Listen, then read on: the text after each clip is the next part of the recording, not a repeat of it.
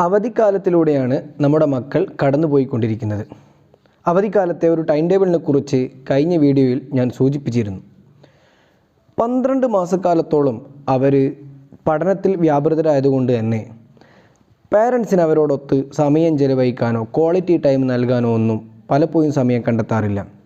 ഈ വെക്കേഷനുകളെ മദ്രസ പോലത്തെ പഠനങ്ങൾ മാറ്റിവെച്ചാൽ കൂടുതൽ പഠനപരമായ കാര്യങ്ങളിലേക്ക് മാറ്റിവെക്കുന്നതിനപ്പുറത്തേക്ക് ഫാമിലി ബോണ്ട് ക്രിയേറ്റ് ചെയ്യാനും അവരോട് ഒരുമിച്ചിരുന്ന് ഭക്ഷണം കഴിക്കാനും അവരെ കേൾക്കാനും അവരോട് സംവദിക്കാനുള്ള സമയം കണ്ടെത്തുക, അതോടൊപ്പം അവർക്ക് വ്യത്യസ്തമായ ഡ്യൂട്ടികൾ ഓരോരുത്തരുടെയും അഭിരുചിക്കനുസരിച്ച് നൽകുക എന്നതും പ്രധാനമാണ്. ഒന്നുമില്ലെങ്കിൽ, ഒരു എൻഗേജ്മെൻറ്റും ഇല്ലെങ്കിൽ അവർ മൊബൈൽ പോലത്തെ ചാബല്യങ്ങളിലേക്ക് പോകുമെന്നത് വളരെ വസ്തുതയാണ്.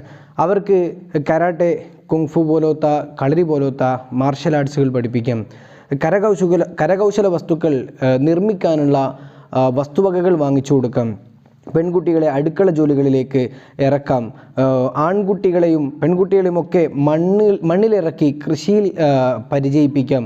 അങ്ങനെ തുടങ്ങി പല ഏർപ്പാടുകളിലേക്കും നമ്മളെ മക്കളുടെ ശ്രദ്ധയെയും സമയത്തെയും തിരിച്ചുവിടുന്ന പക്ഷം ഈ അവധിക്കാലം വളരെ ക്രിയാത്മകമായി ഉപയോഗപ്പെടുത്താം. അതോടൊപ്പം കുട്ടികൾക്ക് ആകർഷകമായ കോഴ്സുകൾ, ഡ്രോയിങ് പോലെയുള്ള അതുപോലെയുള്ള കോഴ്സുകളും മക്കൾക്ക് ചെയ്ത് അവരുടെ സമയത്തെ പ്രഫുല്ലമാക്കാം.